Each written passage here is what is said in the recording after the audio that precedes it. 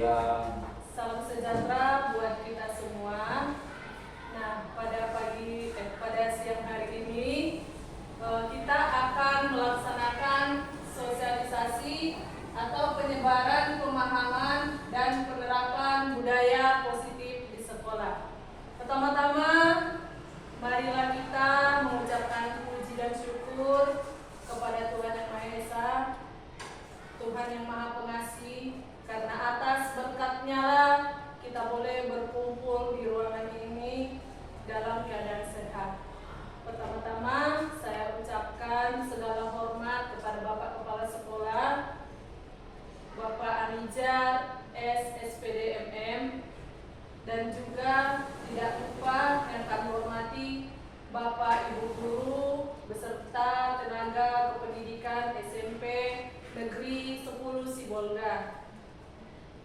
Pada hari ini Bapak Ibu, hari Rabu tanggal 21 Agustus 2024 akan diadakan sosialisasi atau penyebaran pemahaman dan penerapan budaya positif di sekolah yang akan dipaparkan oleh rekan kerja kita Pak Edwin Sarumpait SPD selaku CGP Angkatan 11.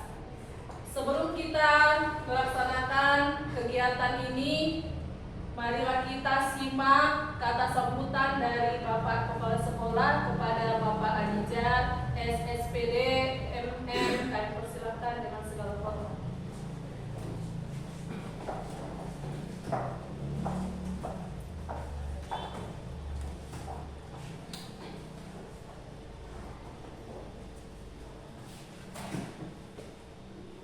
Baiklah, terima kasih kepada pembuat acara. Assalamualaikum warahmatullahi wabarakatuh.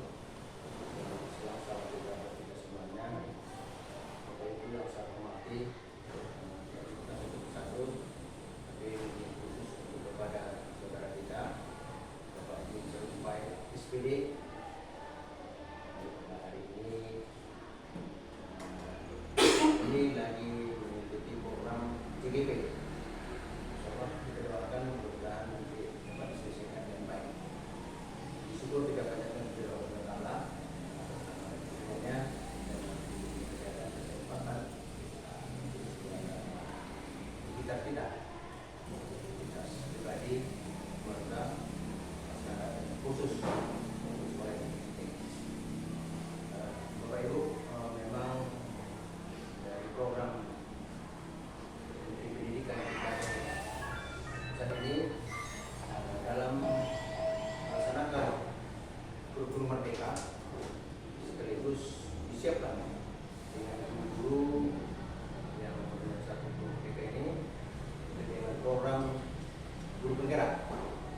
Maka tahap bertahap guru penggerak ini sudah dilaksanakan dari beberapa tahun yang lalu, dan alhamdulillah satu orang dari teman kita yang sudah menyelesaikan guru penggerak, Ibu Resmiawati Katan SPD yang tadi pembawa acara, dan diikuti oleh angkatan ke-11 Bapak Edwin Sarumpait, dan kita berharap dan berdoa mudah-mudahan kita tidak lama lagi semuanya sudah dapat menyelesaikan program guru penggerak ini dan jadi guru penggerak. Tentu di sini saya selaku kepala sekolah memberikan apresiasi yang sebesar-besarnya dan dorongan kepada kita semua. Itu mungkin untuk menyelesaikan program guru penggerak ini khususnya sekolah kita, dan tidak bisa kita jalan sendiri-sendiri. Kita harus bahu-membahu, jalan bersama, bantu-membantu, dukung-mendukung. Sekaligus kita sebagai aparat pemerintah, pelayan masyarakat itu tidak luput dan harus maka pada hari ini salah satunya itu adalah pemaparan budaya positif, penerapan budaya positif. Itu budaya positif ini terutama di lingkungan dunia pendidikan, tapi juga tidak terlepas dari kita sehari-hari. Karena budaya positif sebenarnya di sini itu dari nenek moyang kita, apalagi dari negeri kita di timur ini, hampir seluruh suku yang ada di negeri kita ini seluruhnya berbudaya positif. Kadang-kadang pribadi-pribadi kadang-kadang kita membudayakan secara baik. Saya mencontoh sedikit untuk kehidupan kita sehari-hari. Di Kabupaten saja kita ada 2 sekolah sini, 2 sekolah besar informasi dan kita sendiri. Salah satunya kalau Batak menyampaikan sombah kepada ulang-ulang, gimana saya kalian ada budaya ini semua. Kadang-kadang kita juga perhatikan dari sebahagian kita. Contoh sederhana saja, kalau kita lewat di depan saudara kita yang lain, kita sepertinya melewati batang kayu yang terpokok saja. Itu budaya dalam budaya. Itu mari kita coba kita banyak cara salam. Kita juga di sekolah mempercayakan 3S, itu ya program Indonesia senyum, sapa, salam. Di masyarakat kita 3 ini bisa dirangkap menjadi satu dengan salam saja sudah terjawab. Salam itu banyak caranya. Ada salam kalau manusia Islam, Assalamualaikum. Kalau kita Nasrani, Salam, sudah ditertuang di dalam sunnah ada beberapa salam. Juga salam kita secara daerah, Koras, dan juga kita diperdakan itu poin sana kita sebut. Jadi itulah mungkin salah satu yang harus kita budayakan juga. Di samping kita budayakan penerapan positif di pendidikan itu tentu terutama secara keluargaan di sekolah, guru sama guru, guru dengan siswa, siswa sama siswa, bahkan di sekolah dengan masyarakat. Itu jadi mungkin perlu lebih jelasnya bagaimana negara pada kita dengarlah pemaparan yang akan disampaikan hari ini oleh saudara kita. Jadi supaya tidak terlalu lagi saya nanti kepada maka kita buka secara resmi. Sampai itu saja. Terima kasih. Selamat siang. Koras.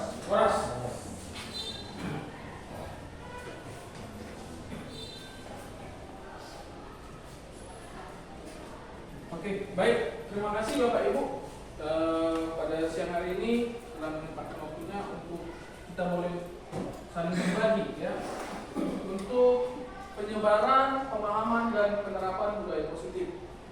Nah, pada siang hari ini saya yakin kita Bapak Ibu guru yang hebat, kita Bapak Ibu guru yang sudah terbiasa dengan kegiatan-kegiatan proses pembelajaran, terutama dalam bersosialisasi. Nah, pada siang hari ini saya akan memaparkan atau melakukan diseminasi dalam penerapan, penyebaran, pemahaman dan penerapan budaya positif.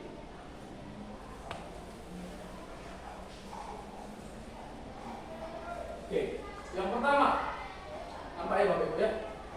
Ya, yang pertama, konsep inti budaya positif itu ada beberapa. Yang pertama, perubahan paradigma positif. Yang kedua, disiplin positif. Dan yang ketiga, nilai-nilai kebajikan, kebutuhan dasar manusia, motivasi perilaku manusia, posisi kontrol guru, keyakinan kelas, dan segitiga restitusi. Nah, yang pertama, saya mau bertanya kepada Bapak Ibu guru, kira-kira budaya positif itu apa? Ada nggak yang tahu? Bapak Ibu, budaya positif. Baik, saya akan jelaskan. Budaya positif itu adalah sebuah nilai kebajikan yang menjadi keyakinan dan pada akhirnya menjadi karakter atau ciri khas dari sebuah komunitas atau lembaga. Nah, jadi budaya positif ini adalah nilai-nilai kebajikan. Nanti saya akan terangkan apa itu nilai kebajikan dan yang menjadi keyakinan kita. Yang menjadi keyakinan kita dan pada akhirnya menjadi suatu karakter bagi pribadi kita. Baik itu guru, baik itu siswa maupun lingkungan kita, masyarakat atau warga sekolah.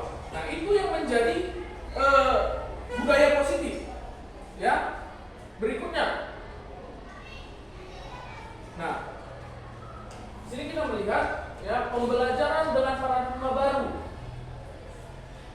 Pembelajaran dengan paradigma baru merupakan pembelajaran yang dirancang berdasarkan prinsip pembelajaran berdiferensiasi, ya, sehingga peserta didik belajar sesuai kebutuhannya berdasarkan tahap perkembangan sesuai teori psikologi modern untuk mewujudkan profil pelajar Pancasila. Nah, di sini kita bisa lihat, ya, profil pelajar Pancasila itu yang pertama beriman bertakwa kepada Tuhan Yang Maha Esa, nilai-nilainya. Yang kedua, berkebinekaan global. Yang ketiga, mandiri. Yang keempat, bergotong royong. Yang kelima, bernalar kritis. Dan yang terakhir adalah kreatif. Nah, Bapak Ibu tahu nggak yang dimaksud dengan pembelajaran berdiferensiasi? Saya rasa sedikit banyaknya kita pasti pernah melakukan yang namanya pembelajaran berdiferensiasi. Nah, pembelajaran berdiferensiasi itu kita bisa lihat di sini. Ya, ini dia. Pembelajaran berdiferensiasi itu adalah suatu pendekatan yang mengakui bahwa setiap siswa itu memiliki kebutuhan dan kemampuan yang berbeda-beda. Nah, kita di sini dulu. Pendekatan mengakui bahwa setiap siswa itu memiliki kebutuhan dan kemampuan yang berbeda-beda. Di sekolah kita ini, kita tahu siswa kita itu ternyata tidak sama, Bapak Ibu. Contoh, kita sudah tahu, kita memiliki siswa yang memiliki kebutuhan khusus. Kita tahu siapa? Safari. Ya, artinya apa? Di sini kita melakukan pendekatan, kita harus tahu apa yang menjadi kebutuhan siswa kita tersebut. Kita harus tahu apa yang menjadi kebutuhan dari setiap pribadi-pribadi siswa kita, sehingga akan tercapailah nanti proses pembelajaran yang berdiferensiasi. Nah, dikatakan di sini dalam pembelajaran berdiferensiasi, siswa diberikan pilihan yang bervariasi dalam hal materi, pembelajaran, metode pengajaran, dan penilaian. Tujuan utama dari pembelajaran berdiferensiasi itu adalah untuk memastikan bahwa setiap siswa dapat mencapai potensi maksimal mereka dan merasa termotivasi dalam proses pembelajaran.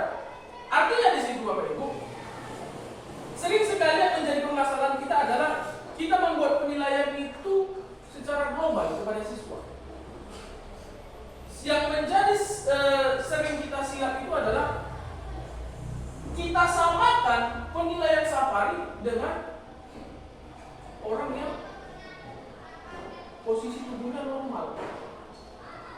Dari segi postur, contoh, kalau saya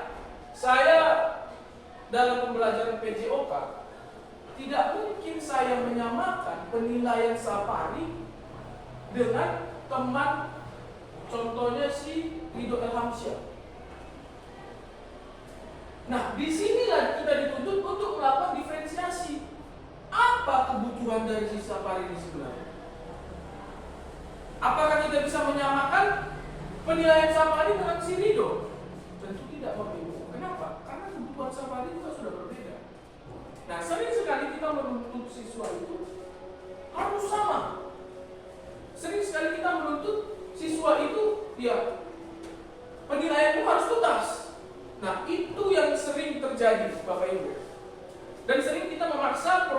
pembelajaran itu harus tuntas sementara siswa tidak mampu. Kita banyak tahu ya kebutuhan siswa kita, contoh seperti Lutfi, ya Bapak Ibu ya. Lutfi mungkin dia tidak bisa membaca, tapi si Arianto bisa membaca. Bagaimana mungkin penilaian Lutfi dan Arianto ini sama? Bagaimana mungkin pencapaian si Arianto itu bisa sama dengan si Lutfi yang tidak bisa membaca? Nah, artinya tujuan dari budaya positif ini nanti kita sadar akan siapa diri kita sebenarnya. Kita sadar budaya positif itu yang kita lakukan itu sebenarnya kita ini siapa? Tenaga pendidik atau apa? Itu nanti goal dari penerapan budaya positif tersebut, Bapak Ibu. Oke. Nah, jadi di sini kita paham ya Bapak Ibu ya. Pembelajaran berdiferensiasi itu kita yang pertama harus melakukan pendekatan dan mengakui bahwasanya setiap siswa itu memiliki kebutuhan dan kemampuan yang berbeda-beda dalam proses pembelajaran. Jadi kita harus mengerti kebutuhan siswa kita itu. Kita harus melakukan pendekatan. Ya, contoh seperti saya dalam pembelajaran PJOK, sebelum saya melakukan pembelajaran atau praktek, saya harus bertanya dulu. Adakah penyakit dalam untuk siswa? Adakah penyakit bawaan dari siswa? Jangan nanti ketika kita melakukan pembelajaran, saya melakukan praktek, nyatanya dia ada asma contoh. Ketika saya lakukan kegiatan berlari, siswanya pingsan. Nah itu yang perlu kita antisipasi. Jadi kita harus paham kebutuhan siswa kita ini apa. Dan yang paling utama Bapak Ibu, kita harus paham dalam pendekatan penerapan budaya positif ini, kita harus menjadi pemimpin pembelajaran, ya Bapak Ibu. Dan kita harus menjadi fasilitator. Kita memfasilitasi setiap siswa kita apa yang menjadi kebutuhannya. Oke, berikut. Ya, kita masuk ke dalam teori kontrol. Di sini teori kontrol itu menyatakan bahwa semua perilaku memiliki tujuan. Bahkan terhadap perilaku yang tidak sesuai pun ada tujuannya, Bapak Ibu. Ilusi bahwa semua penguatan positif efektif dan bermanfaat. Penguatan positif atau bujukan adalah bentuk-bentuk kontrol. Jadi artinya ini nanti berkaitan dengan pada saat kita menyelesaikan masalah. Nah, nanti kita diajari bagaimana kita menyikapi seorang peserta didik dengan teori kontrol yang akan kita pelajari pada saat ini.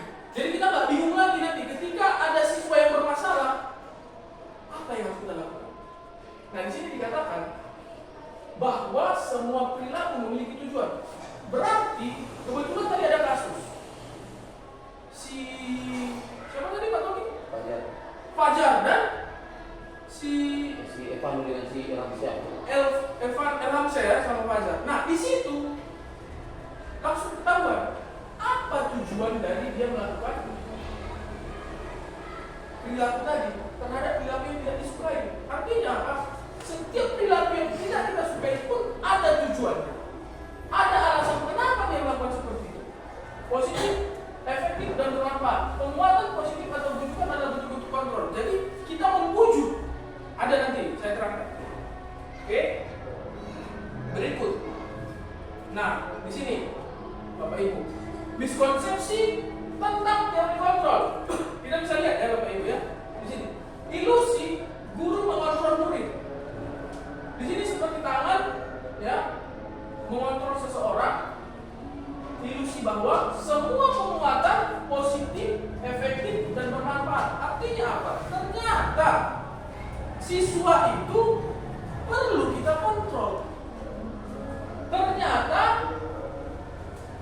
penguatan positif dan efektif itu ternyata bermanfaat. Sudah pasti. Dikatakan di sini ilusi bahwa kritik dan membuat rasa bersalah mampu menguatkan karakter.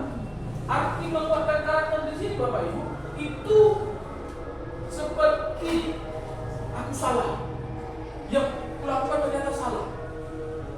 Akibat dari apa? Kritikan yang membuat rasa bersalah kepada siswa. Kritikan dari kita Bapak Ibu sebagai pendidik ternyata itu dapat merusak atau mengganggu karakter dari siswa. Ilusi bahwa orang dewasa berhak memaksa. Nah ini yang sering sekali ya. Sering sekali kita sebagai guru malu mengakui kesalahan ketika kita mengajar. Saya pernah alami itu. Jadi ketika kita mengerjakan tugas, ternyata anak-anak sudah lebih dulu membahas itu. Pak, salah itu. Aku sebagai guru kok disalahkan pula ya, aku bilang. Malu. Ya Bapak Ibu, kita malu. Padahal hati, oh iya benar yang bilang, tapi tidak mungkin aku bilang aku salah. Nah ini ilusi bahwa orang dewasa berhak memaksa. Jadi artinya Bapak Ibu, apa yang saya ajarkan sudah pasti benar. Ternyata kita harus mengakui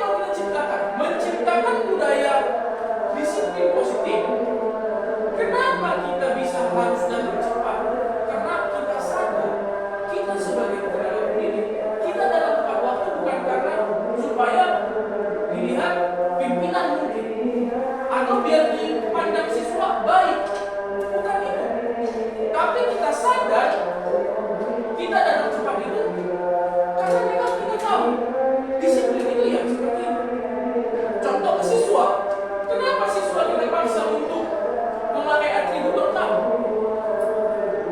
Kita menciptakan budaya positif. Anak-anak memakai atribut lengkap karena dia sadar ada keyakinan yang kita sepakati. Kalau kita belajar di SMP Negeri 10 Semangga, bahwasanya harus memakai topi, memakai dasi, memakai atribut tanpa ancaman dan hukuman. Mereka sadar, bukan karena anak itu bapak itu karena nggak pakai simbol, jadi pakailah. Bukan itu bapak ibu, tapi dia sadar bahwasanya kalau ke sekolah dia harus pakai atribut. Nah inilah yang dimaksud bapak ibu.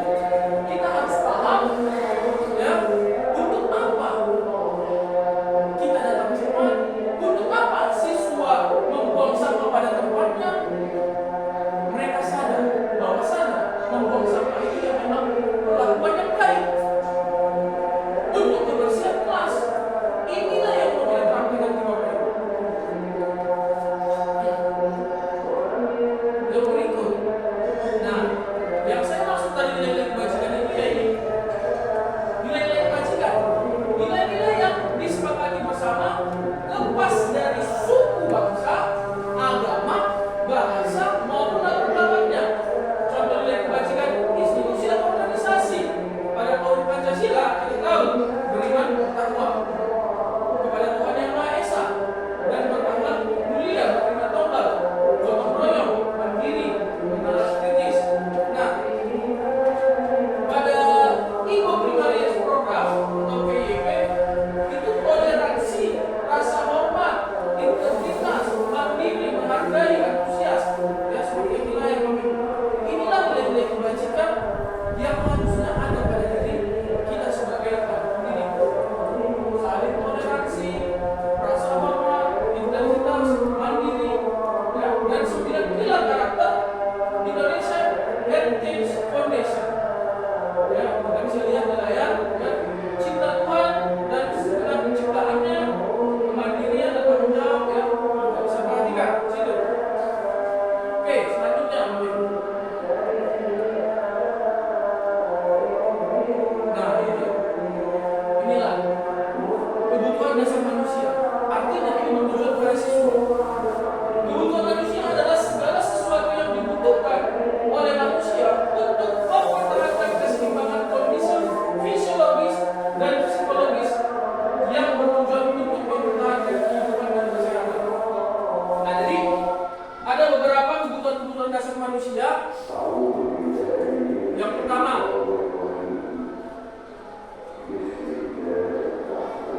penguasaan, kasih sayang dan rasa diterima, bertahan hidup, kesenangan, kebebasan. Oke, saya akan jelaskan Bapak Ibu dari sini. Nah,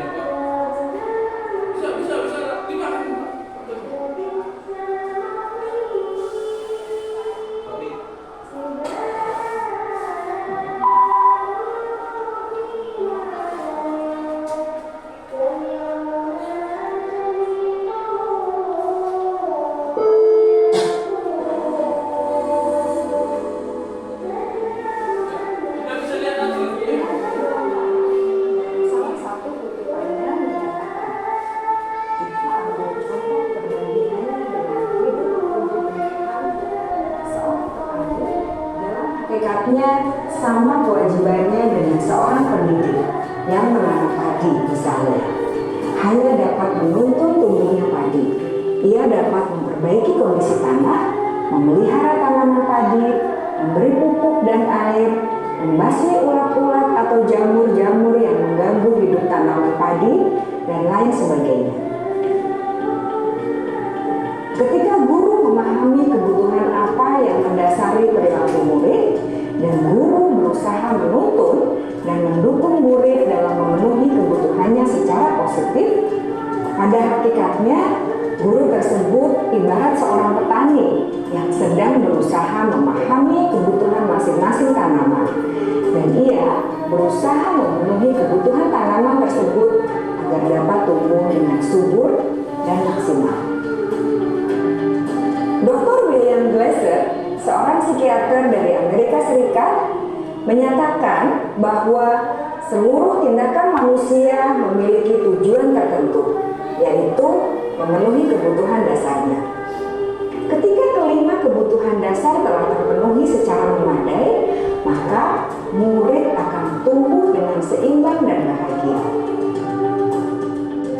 Sebaliknya, ketika kebutuhan dasar tidak terpenuhi dengan baik, maka seseorang akan mengalami emosi negatif seperti bosan, sedih, dan kecewa. Bahkan mereka dapat melakukan perbuatan yang bertentangan dengan nilai-nilai kebajikan atau melanggar peraturan. Dengan kata lain, perilaku buruk seseorang biasanya adalah respons dari kebutuhan yang tidak terpenuhi. Namun, mereka tidak tahu cara untuk menyampaikannya. Ada 5 kebutuhan dasar manusia menurut Dr. William Glasser, yaitu yang pertama, kebutuhan untuk bertahan hidup atau survival. Yang kedua, kebutuhan untuk merasa diterima atau love and belonging. Yang ketiga, kebutuhan akan kebebasan atau freedom. Yang keempat, kebutuhan akan kesenangan atau fun. Dan yang kelima, kebutuhan akan penguasaan atau power.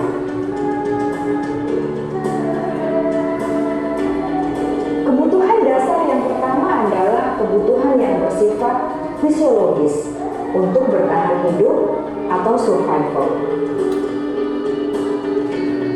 Misalnya, kesehatan, rumah, dan makanan. Kebutuhan biologis sebagai bagian dari proses reproduksi termasuk kebutuhan untuk tetap bertahan hidup. Kebutuhan untuk merasa aman juga termasuk dalam kebutuhan ini.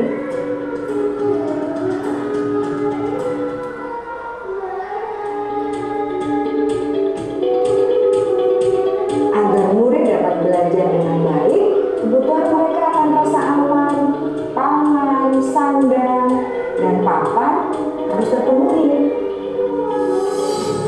Bagaimana mungkin mereka dapat belajar dengan baik bila mereka datang ke sekolah dengan perut yang lapar atau bila rumah mereka kebanjiran?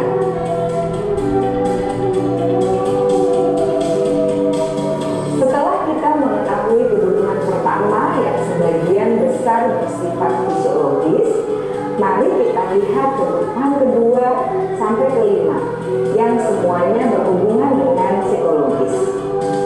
Mari kita lihat kebutuhan yang kedua, yaitu kebutuhan akan perasaan diterima oleh kelompok atau komunitasnya, atau kebutuhan love and belonging.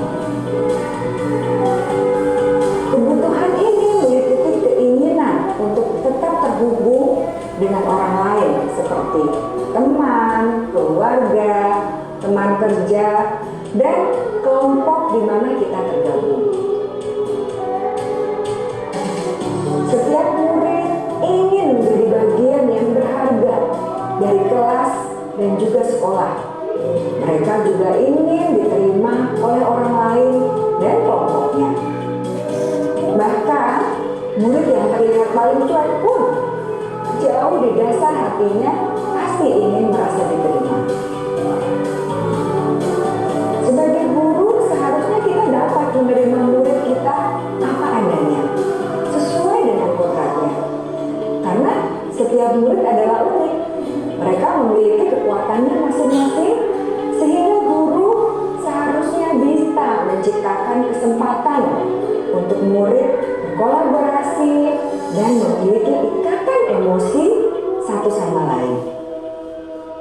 Murid-murid yang memiliki kebutuhan yang besar untuk merasa diterima, biasanya mereka belajar karena suka pada gurunya, dan mereka juga suka bekerja dalam kelompok. Kebutuhan yang ketiga adalah kebutuhan akan kebebasan atau kebutuhan membuat pilihan. Murid harus diberi kesempatan untuk membuat pilihan dan bertanggung jawab atas pilihan yang mereka telah ambil. Beri mereka kebebasan bukan berarti membiarkan mereka melakukan apa saja yang mereka mau, melainkan lebih memberi mereka kesempatan untuk membuat pilihan, menyuarakan pendapat mereka dengan percaya diri, dan memberi mereka kesempatan untuk mencoba hal-hal yang baru. Pembelajaran dengan metode yang beragam dan menarik juga akan memenuhi kebutuhan murid tentang kebebasan ini. Pembelajaran berdiferensiasi, di mana guru menyediakan beberapa jenis tugas yang bisa dipilih oleh murid sesuai minat mereka, sangat baik untuk mengembangkan murid menjadi lebih mandiri dan memiliki motivasi internal. Karena kebutuhan akan kebebasan pada dasarnya adalah kebutuhan untuk mandiri, memiliki otonomi, memiliki pilihan, dan mampu mengendalikan arah hidupnya sendiri.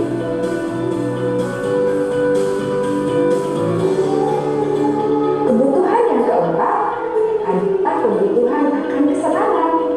Bayangkan Bapak Ibu, hidup tanpa rasa senang, betapa menyedihkannya. Glasser menghubungkan kebutuhan akan kesenangan dengan belajar. Jangan sepelekan kebutuhan murid untuk merasa senang di kelas. Sebagai guru, jangan ragu-ragu untuk dengan sengaja memasukkan kegiatan yang menyenangkan dalam kelas. Murid-murid dengan kebutuhan dasar kesenangan yang tinggi ingin menikmati apa yang mereka lakukan. Mereka juga konsentrasi tinggi saat menekan alat yang disenangi.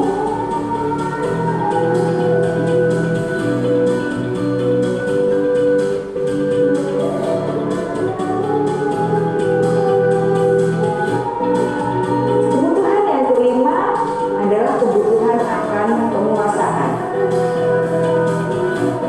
Setiap murid memiliki kebutuhan untuk merasa kompeten, menjadi terampil, diakui keahlian dan keterampilannya, mendengarkan, bisa membuat dampak dan pengaruh, dan memiliki rasa harga diri. Mereka sebaiknya diberi kesempatan untuk membuat keputusan tentang hal-hal yang penting dalam hidupnya dan tidak merasa dikontrol oleh sistem sekolah. Pada murid yang telah menginjak usia remaja, seringkali mereka merasa tidak memegang kendali atas kehidupannya sendiri karena guru kerap kali berpengaruh dalam mengambil keputusan. Murid-murid yang memiliki kebutuhan dasar akan penguasaan yang tinggi biasanya selalu ingin menjadi pemimpin,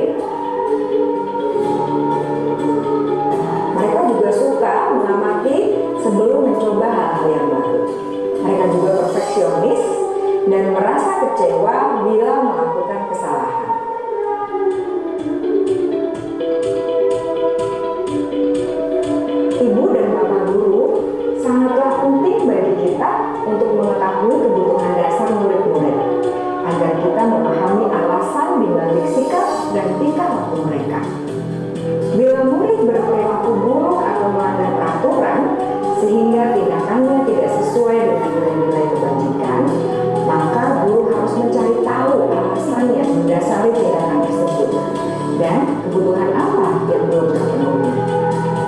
Melalui percakapan dengan guru dalam pendekatan disiplin positif, murid dapat diajak untuk bersikap reflektif dalam mengenali kebutuhan-kebutuhan yang berusaha mereka penuhi dan mendasari tindakan mereka. Jika guru mengabaikan perilaku buruk murid-murid, maka perilaku tersebut akan berpengaruh pada suasana kelas yang kurang kondusif dan akan berpengaruh pada tujuan dari pendidikan itu sendiri. Ibu bapak guru hebat, mari kita menjadi guru yang lebih baik dengan memahami kebutuhan dasar murid-murid kita dan senantiasa membimbing mereka untuk menjadi pribadi yang berdaya, seimbang, dan bahagia. Salam dan bahagia, Ibu dan Bapak guru hebat.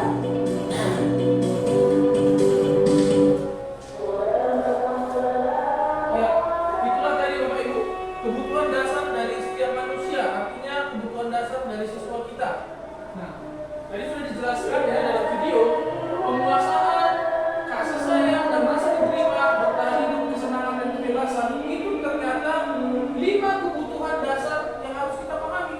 Sehingga kalau kita sudah paham tentang yang 5 ini, kita akan melakukan pendekatan. Ketika ada siswa yang mengalami malas atau tidak datang ke sekolah, pasti ada sebab-sebabnya. Itulah disebut kita harus melakukan pendekatan, menanyakan apa yang menjadi kendala dari siswa tersebut. Kita harus tahu dalam bertahan hidup ternyata juga punya nilai kebebasan. Mungkin ada siswa yang suka keluar-keluar, dia ingin melakukan kebebasan. Ada siswa yang ini nilai kesenangan, dia senang ketika praktik di luar. Nah, jadi kita tanyakan apa yang menjadi kebutuhan dasar manusia tersebut. Artinya dalam artian siswa. Berikutnya motivasi perilaku manusia untuk menghindari ketidaknyamanan atau hukuman, untuk mendapatkan imbalan atau penghargaan dari orang lain, untuk menjadi orang yang mereka inginkan dan menghargai diri sendiri dengan nilai-nilai yang mereka percaya. Nah, di sini untuk menghindari ketidaknyamanan. Oke, Bapak Ibu, berhubung sedang azan, kita pause dulu 2 menit.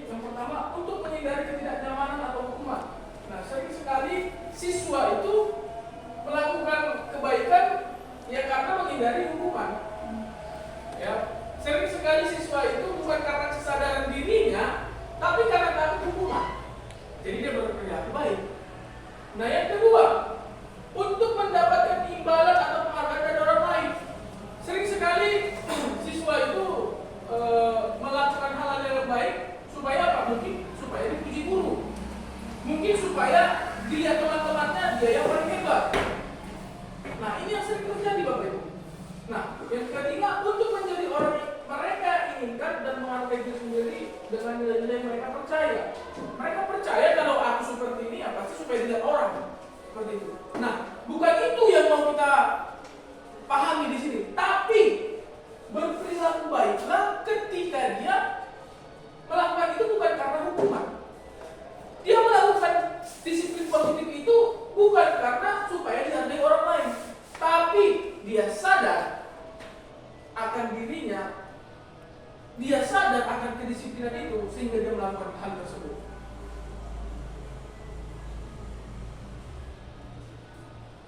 Nah, konsep disiplin dengan identitas gagal. Nah ini, di sini dapat kita lihat Bapak Ibu, hukuman.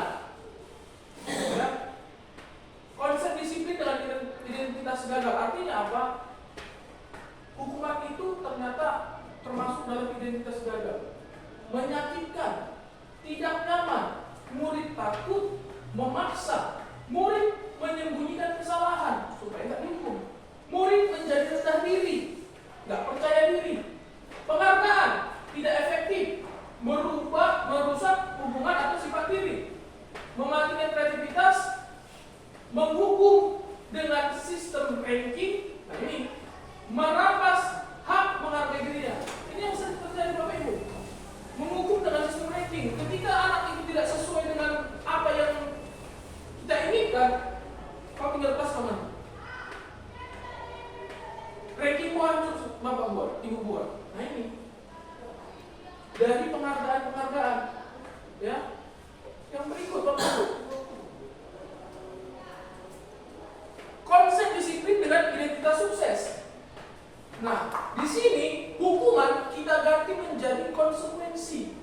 Ya, dalam pembelajaran kita ganti kata hukuman menjadi konsekuensi. Ketika anak tersebut melakukan kesalahan, kita ubah. Kamu bapak hukum, bukan lagi seperti itu. Jadi di sini kita mulai merubah paradigma kita. Ketika kamu melakukan kesalahan, ada konsekuensi yang akan kamu dapatkan. Jadi berubah ya Bapak.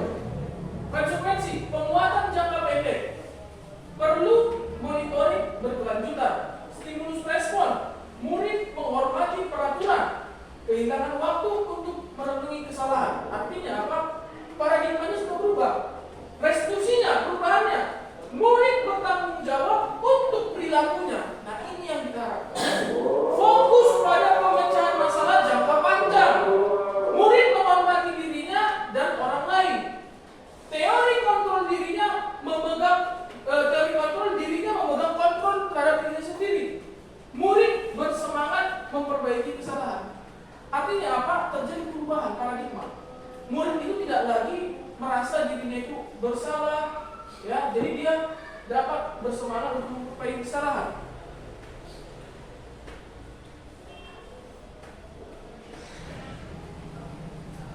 Nah, ini konsep disiplin tindakan restitusi, sebuah cara menanamkan disiplin positif pada murid.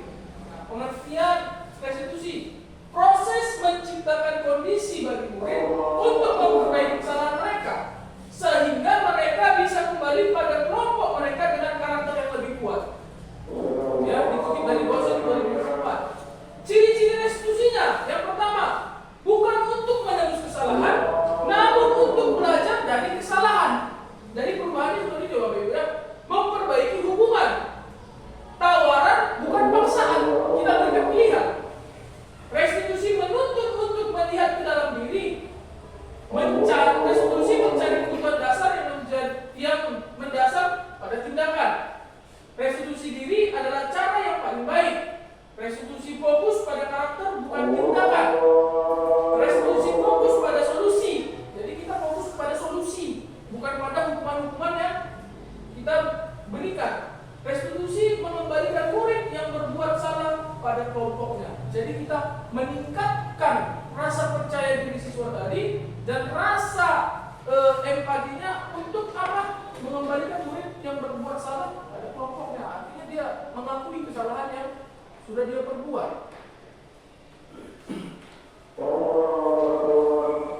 Nah, ini perbedaan. Contoh kasus siswa sering tidak mengerjakan PR. Hukuman, guru menghukum siswa tersebut hormat bendera selama 10 menit. Nah ini udah nggak boleh lagi. Tidak ada lagi penghukuman siswa hormat bendera selama 10 menit. Guru marah dan murid takut. Nah itu ujungnya. Konsekuensi. Apabila kita ubah menjadi konsekuensi, guru memberikan konsekuensi untuk mengerjakan PR-nya saat istirahat. Jadi ada. Dia melakukan kesalahan nih, tidak buat PR. Tidak dihukum, jangan dihukum. Kita ubah hukuman itu menjadi konsekuensi. Konsekuensinya apa? Kerjakan PR jam istirahat. Artinya apa? Jam istirahatnya kita ambil. Inilah konsekuensi kalau kau tak mengerjakan PR. Nah, dikerjakan sebanyak 3 kalimat mungkin. Guru tegas dan siswa menghormati peraturan. Ketika kita tegas, pasti siswa menghormati. Restitusinya, guru menanyakan keyakinan kelas. Nah, ya ada beberapa kelas yang sudah saya lihat yang sudah membuat keyakinan kelas dalam kelasnya. Ini penting Bapak Ibu. Guru menanyakan keyakinan kelas atau dirinya membantu siswa menyelesaikan masalah. Guru terbuka dan siswa menghormati dirinya dan orang lain. Jadi artinya apa? Bapak Ibu, terkhusus buat kelas, mari sama-sama kita membentuk kesepakatan kelas, keyakinan kelas. Kita bisa bedakan peraturan dan keyakinan. Kalau peraturan itu sudah tertera harus wajib dan sudah ada hukum-hukumnya. Nah itu peraturan. Tapi kalau keyakinan itu berasal dari siswa masing-masing.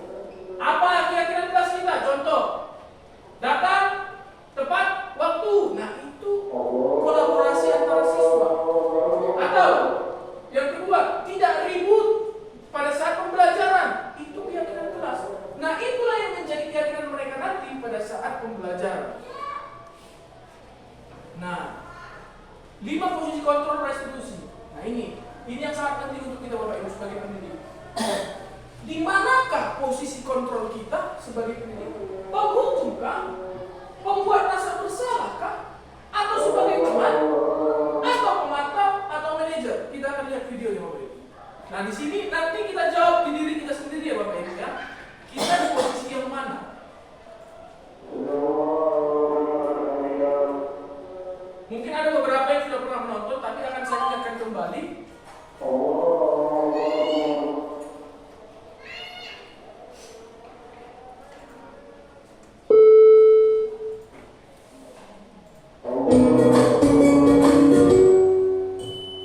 Salam bahagia Ibu dan Bapak guru hebat. Dalam penerapan disiplin positif restitusi, salah satu program yang dikembangkan adalah 5 posisi kontrol. 5 posisi kontrol dalam restitusi adalah proses perjalanan seorang pendidik agar dapat mengenali dirinya. Pada video kali ini, kita akan membahas tentang 5 posisi kontrol yang dikembangkan oleh Diane Rosen dan contoh penerapannya.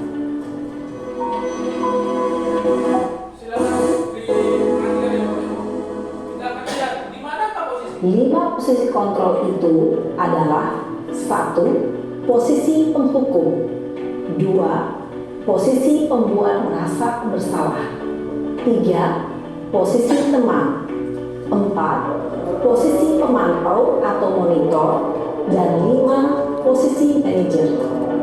Untuk lebih memahami kelima posisi tersebut, mari kita saksikan kasus Naren yang terlambat hadir 20 menit di sekolah dan melihat bagaimana kelima posisi kontrol dalam menghadapi masalah tersebut. Nah, di sini posisi penghukum, Bapak Ibu.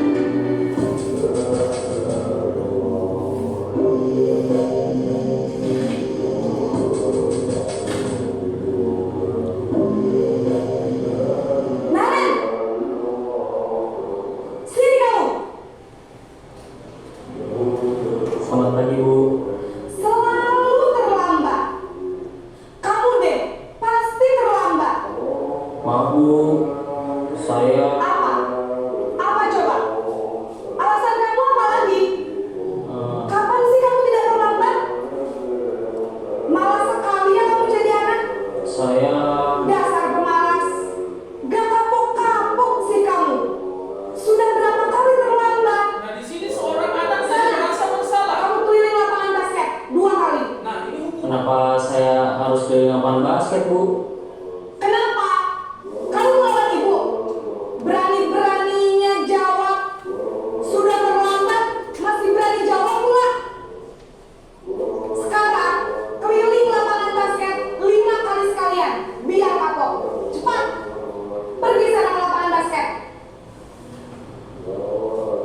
Posisi penghukum biasanya berbicara dengan nada tinggi, menghardik, menunjuk-nunjuk, menyakiti, dan menyindir.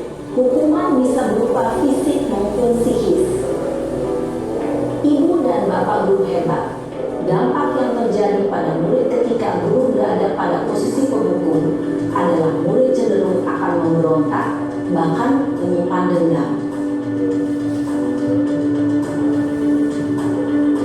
Nah, di sini posisi membuat merasa bersalah.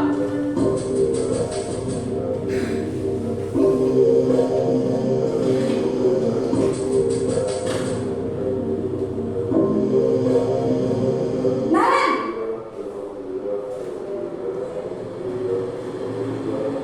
Selamat pagi Bu. Naren, kamu kenapa terlambat lagi, nak?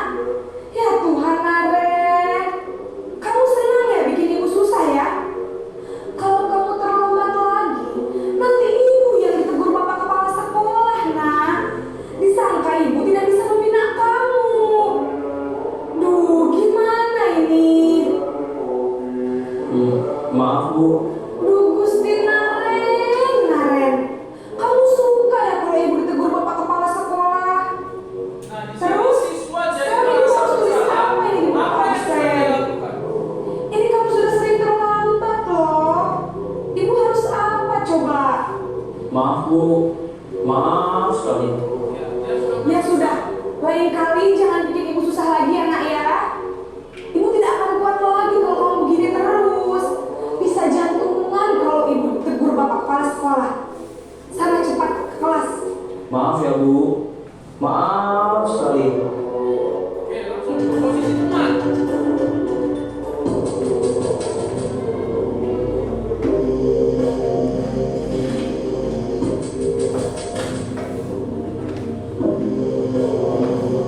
Naren,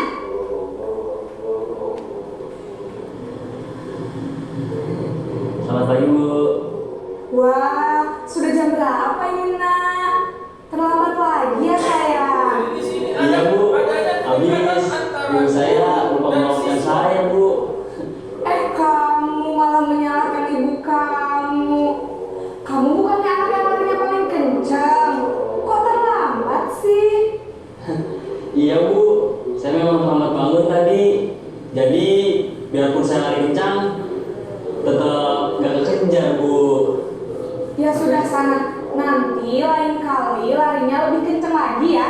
Biar gak terlambat lagi. Bikin seneng ibu. Demi ibu. Bisa kan? Bisa lah Bu. Ya sudah sana masuk kelas. Ibu beresin urusan absen kamu. Kamu ini ada-ada saja. Nah, itu sebagai posisi teman. Nah, di sini memantau atau monitor.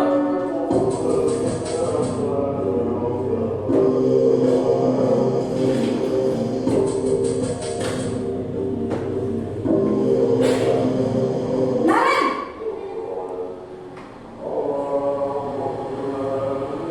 Selamat pagi Bu. Naren, apa peraturan sekolah kita tentang jam berapa kita harus masuk sekolah, nak? Nah, di sini guru Kita menanyakan keyakinan kelas yang Harus sudah mereka di sepakati. sekolah jam 7 Bu. Iya betul, sekarang sudah jam 7.20. Naren sudah tahu konsekuensinya jika terlambat hadir. Paham Bu. Saya harus tinggal kelas pas jam istirahat selama 20 menit. Iya benar, konsekuensinya demikian. Jadi nanti jam 9.30 pas istirahat, kamu harus tinggal di kelas, kerjakan tugas tambahan untuk ketertinggalan kamu, ya? Baik Bu. Posisi Sekarang posisi manajer.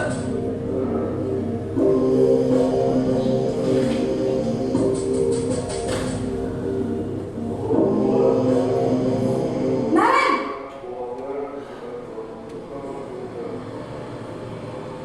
Selamat pagi Bu. Selamat pagi, Naren. Maaf Bu, saya terlambat. Iya, sekolah masuknya jam 7, sekarang sudah jam 7.20. Jadi sekarang bagaimana ini, Naren?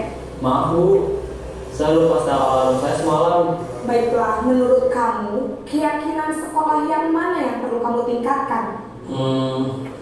Menghargai diri sendiri dan orang lain mungkin ya Bu. Setuju. Jadi, apakah Naren meyakini prinsip saling menghormati tersebut? Iya Bu, saya meyakininya. Apakah Naren bersedia memperbaiki masalah keterlambatan ini? Bersedia Bu. Bagaimana kamu akan perbaiki masalah keterlambatan ini? Saya akan coba untuk tidak lupa menyetel alarm saya Bu. Baik, Jadi kalau Naren siswa menyetel alarm di rumah, bisa ada orang yang kira-kira bisa bantu mengingatkan tidak? Ada Bu, kakak saya, Kak Emma. Ada lagi selain Kak Emma? Selain Kak Emma, ada ibu saya. Baik, jadi yang mengingatkan Naren adalah Kak Emma dan ibu kamu ya? Kira-kira akan mulai setel alarm kapan nih Naren? Setelah pulang sekolah, akan segera saya lakukan. Baik, jadi Naren akan setel alarm untuk bangun besok pagi dan akan diingatkan oleh kakak dan ibunda Naren ya? Ada lagi yang mungkin perlu dilakukan Naren? Agar tidak terlambat bangun lagi. Tidak ada Bu. Baik Naren, terima kasih untuk kerjasama kamu. Sekarang kamu perlu kembali ke kelas untuk belajar. Baik Bu, terima kasih. Oke, itu tadi Bapak Ibu ya. Jadi pertanyaan terbesar adalah di manakah posisi kontrol kita? Penghukum kah? Pembuat rasa bersalah kah? Teman, pemantau atau manajer? Jawab dalam hati diri sendiri Bapak Ibu. Oke, itu yang paling penting untuk diri kita sebenarnya. Contoh penerapan 5 posisi kontrol. Penghukum, patuhi aturan sekolah lalu berdiri di depan barisan. Ini contoh. Pemantau, kamu sudah melanggar, ada peraturan dan konsekuensinya. Teman, ayolah yang tertib, buat bu guru bangga. Kali ini tidak apa-apa, kamu salah. Pembuat rasa bersalah, berapa kali bu guru harus memberitahu kamu, bu guru kecewa sama kamu, sehingga murid itu akan merasa salah. Manajer, apakah kamu tahu kesalahanmu? Kira-kira bagaimana kamu akan memperbaiki kesalahan ini? Pada saat posisi manajer, guru itu memberikan kesempatan untuk siswa untuk mencari solusinya sendiri. Nah, di manakah diri kita ini saat ini? Nah, di sini dia Bapak Ibu. Mengapa keyakinan kelas itu penting? Mengapa keyakinan kelas? Mengapa tidak peraturan kelas saja? Karena keyakinan kelas itu adalah mengapa kita memiliki peraturan tentang penggunaan helm pada saat mengendarai kendaraan roda bermotor? Kenapa? Kenapa kita memakai helm pada saat kita bermotor? Apakah karena kita takut dengan polisi? Iya. Karena kita tahu menggunakan helm itu kita akan merasa aman. Mengapa kita memiliki peraturan tentang penggunaan masker dan mencuci tangan setiap saat? Apakah pada saat COVID saja? Karena apa? Karena kita sadar kalau kita pakai masker itu juga masuk. Kalau kita mencuci tangan kita bersih. Itu Bapak Ibu ya. Nah, ini keyakinan kelas, artinya kita mensepakati. Kenapa kita harus tidak ribut di dalam kelas? Kenapa kita harus menghargai teman kita pada saat kita melakukan pembelajaran? Itu Bapak Ibu. Jadi kita sadar, ya, kegiatan membuat keyakinan kelas, ya, kita pertama berdiskusi tentang peraturan. Apa yang menjadi peraturan kita? Apa yang harus kita lakukan?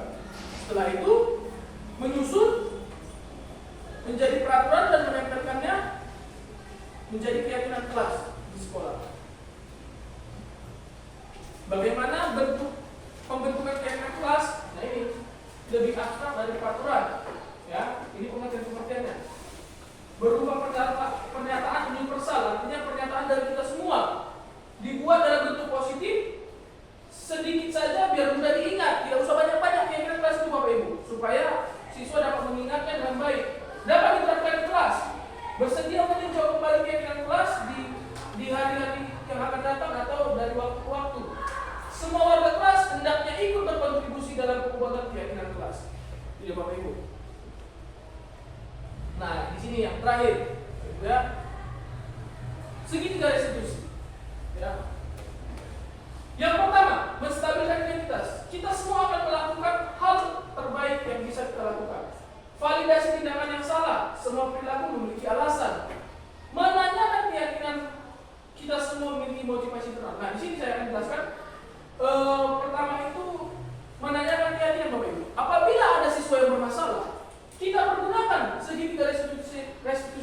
Bapak Ibu. Inilah yang saya katakan tadi, bagaimana cara kita untuk menyikapi setiap permasalahan yang terjadi pada siswa. Yang pertama, kita menanyakan keyakinan. Apa yang menjadi keyakinan kelas kita? Sebenarnya tidak ada yang pertama karakter segitiga Bapak Ibu. Jadi di mana saja itu bisa diterapkan. Contoh, kita menstabilkan identitas atau validasi tindakan yang salah. Yang pertama, menstabilkan identitas. Contoh, ada siswa yang bermasalah. Kita berusaha menstabilkan identitasnya. Contoh, Ray dan Leoni bermasalah. Ray, Leoni, kenapa kamu ejek dia? Terus si Leoni menjawab, ya mungkin karena dia badannya begini, Bu. Cara menstabilkan identitas itu dengan seperti Bapak. Bapak juga dulu pernah ya seperti itu. Jadi kita mengibaratkan diri kita juga pernah melakukan seperti itu. Jangan lagi seperti itu, nah ya. Bapak juga pernah jadi seperti itu. Supaya apa? Dia tak merasa bersalah. Validasi tindakan. Kita menanyakan, benar nggak yang kamu lakukan?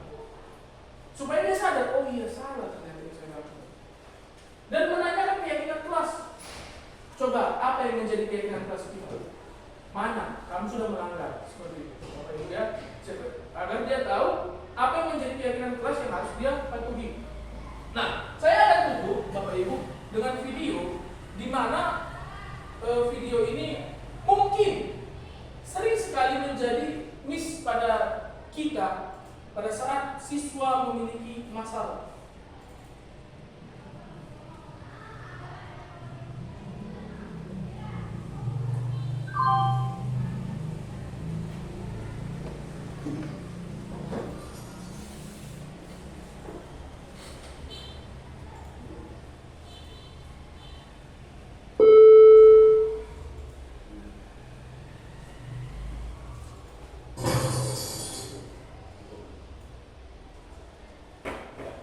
Perhatikan ya Bapak Ibu ya.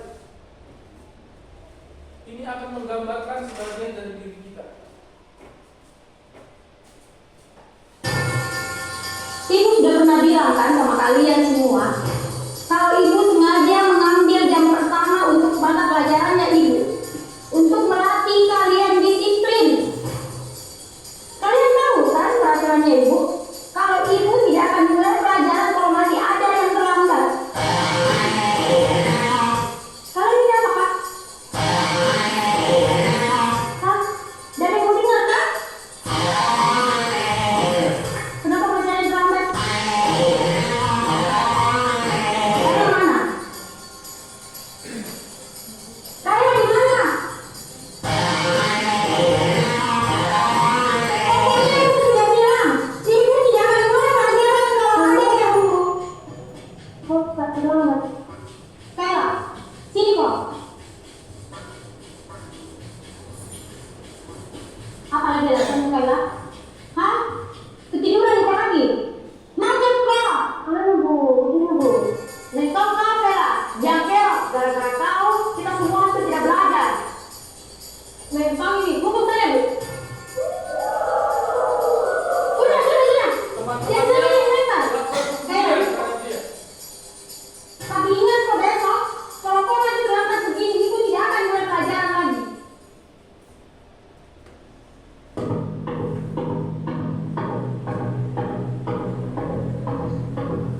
Selamat pagi anak-anak.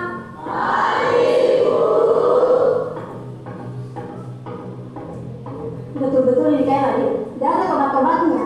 Kemarin sudah dilempari gara-gara terlambat masuk kelas. Ada yang tahu kemana Kayla? Assalamualaikum. Oh, Pak, terlambat. Tidak usah banyak alasan. Berdiri ke depan. Sepanjang pelajaran ibu hari ini, kau berdiri terus di depan. Dede terlambat sih.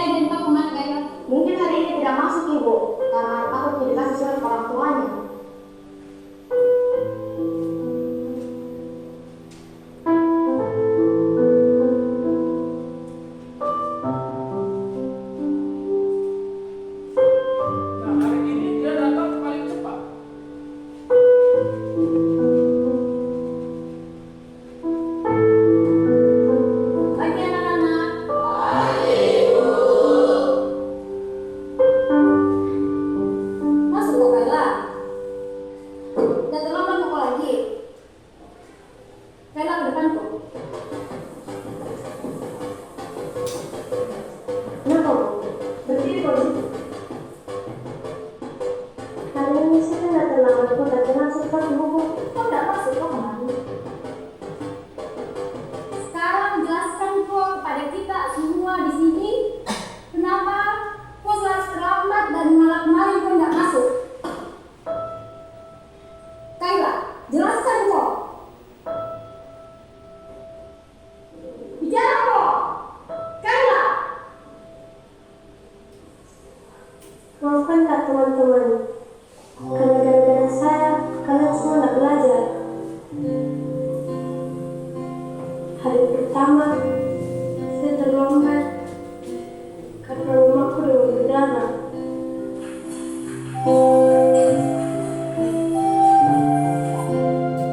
Harus diantar ke rumah sakit, suruh terus sekolah.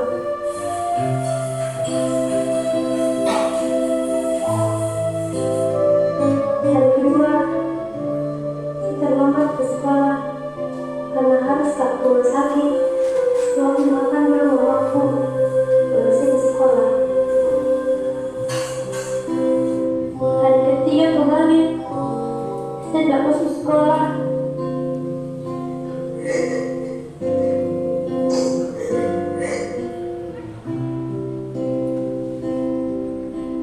Ceritaku harimu bunda,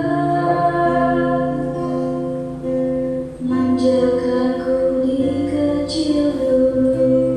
Betul bikin rumah. Apakah tergetar hatimu? Di sini anakmu terjatuh. Tak ada tempatku mengadu, tangisku dalam sendiriku.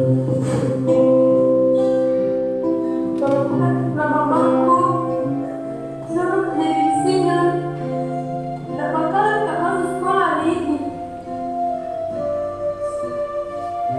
Saya kira kalian semua mau lempar nih kak. Lemparkan pak, lempar dulu, lempar, lempar. Saya kira kita hukum kak, hukum pak.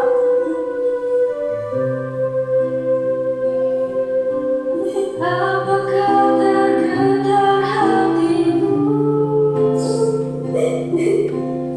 Di sini anakmu terjatuh. Rinduku hadirmu, oh bunda. Oke. Itu dia, Bapak Ibu, ya. Sering sekali kita merasa bahwasannya setiap siswa itu terlambat, ya kita nggak menanyakan apa masalah dia sehingga dia terlambat ke sekolah. Jadi ya mungkin itu yang bisa saya sampaikan Bapak Ibu. Jadilah kita guru yang dapat menerapkan disiplin positif untuk pembelajaran kita ke depan agar kita menjadi Bapak Ibu guru yang hebat. Terima kasih. Mungkin itu yang bisa saya sampaikan. Apabila ada salah kata, saya mohon maaf. Saya kembalikan kepada Ibu Kristina untuk menutup pertemuan kita pada siang hari ini. Demikianlah kegiatan kita pada siang hari ini. Semoga apa yang telah disampaikan oleh Pak Edwin boleh bermanfaat untuk kita semua. Selamat siang, Horas. Horas. Terima kasih Bapak Ibu atas perhatiannya. Kita sudah boleh melanjutkan video selanjutnya. Saya sudah tadi itu sudah pernah saya ceritakan. Saya 2 kali